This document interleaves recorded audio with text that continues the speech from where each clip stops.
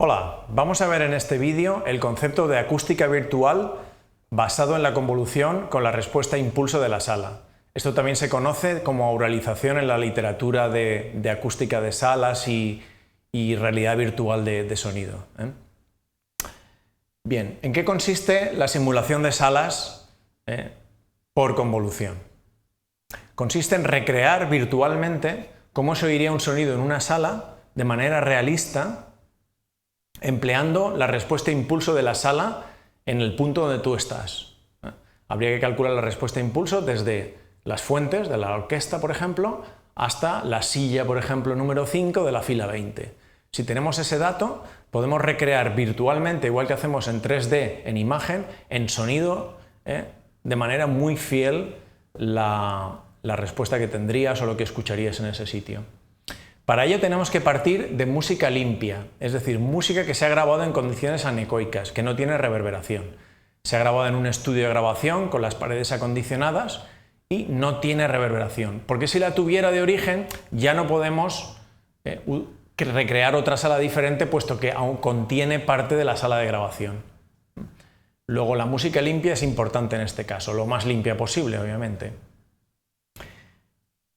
Si tenemos la respuesta a impulso de la sala, la RIR, si convolucionamos esta música limpia con la respuesta de la sala entre un punto de emisión y un punto de recepción, obtendremos exactamente cómo se oiría esa música, ese instrumento musical, en esa sala concreta de la cual hemos medido la RIR. Bien, gracias a la linealidad de la respuesta de la sala, el resultado va a ser muy preciso. ¿Cuáles son los factores clave aquí? Una buena medida de la respuesta a impulso de la sala o una buena simulación de la misma y una música de origen limpia. Bien, ¿cómo lo haríamos? Suponemos que tenemos esa respuesta a impulso de la sala. ¿Cómo la hemos conseguido? La hemos podido sintetizar. La hemos podido sintetizar con un método de los que hemos visto anteriormente, un método de creación de la reverberación a partir del modelo de la sala. Hemos hecho una RIR sintética por simulación, por ejemplo con modelos reales basados en la ecuación de onda o modelos semirreales como el ray tracing o el método de las imágenes. Esa sería una opción.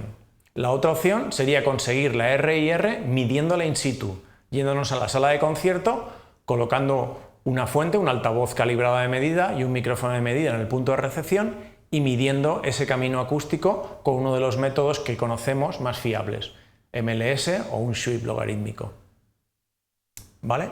Luego tenemos dos opciones, sintética o medida. Ambas son válidas. Si la síntesis es buena, obtendremos un resultado realista. Si la medida es buena, obtendremos también un resultado realista. De ello conseguiremos o bien la HDN de la sala, la respuesta a impulso de la sala, o dos respuestas a impulso, una para el oído izquierdo y otra para el oído derecho. Esto lo veremos más en detalle en el capítulo relacionado con el sonido espacial, pero por adelantar diremos que si queremos una inmersión mayor, en vez de medir una sola RIR, mediremos dos, una correspondiente a la posición del oído izquierdo y otra a la posición del oído derecho, a ser posible con un obstáculo en medio entre los dos micrófonos que simule la cabeza humana para que se produzca la separación de sonidos del oído izquierdo y del derecho. Ya digo que esto lo comentaremos más en detalle, pero en ese caso tendríamos dos respuestas a impulso, una para conseguir el sonido que aplicaremos al oído izquierdo, al auricular izquierdo, y otra al auricular derecho. Hablaríamos de sonido binaural o sonido estéreo, dependiendo si lo oímos con auriculares o si está preparado para altavoz. Estos son detalles que ya veremos después. Bien, una vez tenemos esa H o esas dos Hs, lo que hacemos es aplicar el método de convolución. Cogemos la música limpia XDN y la convolucionamos por la HDN. ¿Cómo? Pues con el algoritmo que queramos. Si queremos un algoritmo rápido, tipo overlap add o overlap save, pues lo haremos más rápido usando la FFT o simplemente lo vamos a hacer con una convolución normal. El método de hacer esta convolución es lo de menos. Lo importante es obtener la convolución, IDN. O las dos convoluciones, I sub L y I sub R, si lo queremos hacer en estéreo o con sonido binaural. Bien, pues esta sería la idea de la acústica virtual.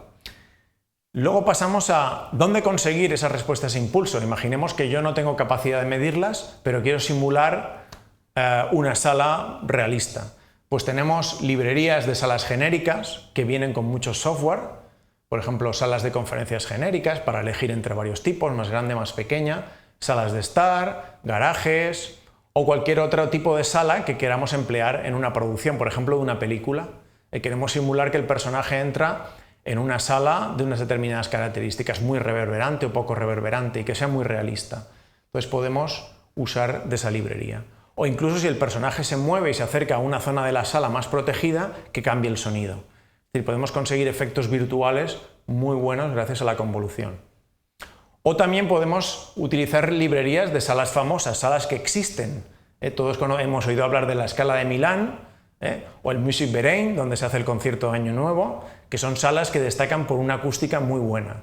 Pues bueno, podemos simular que estamos en esa sala. Podemos, si somos músicos aficionados, tocar nuestro clarinete, nuestra trompeta, nuestra guitarra, grabarla en condiciones anecoicas y luego ver cómo sonaría en la fila 20 del Musikverein.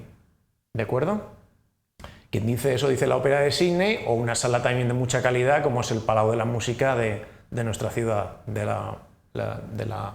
Valencia, ¿no?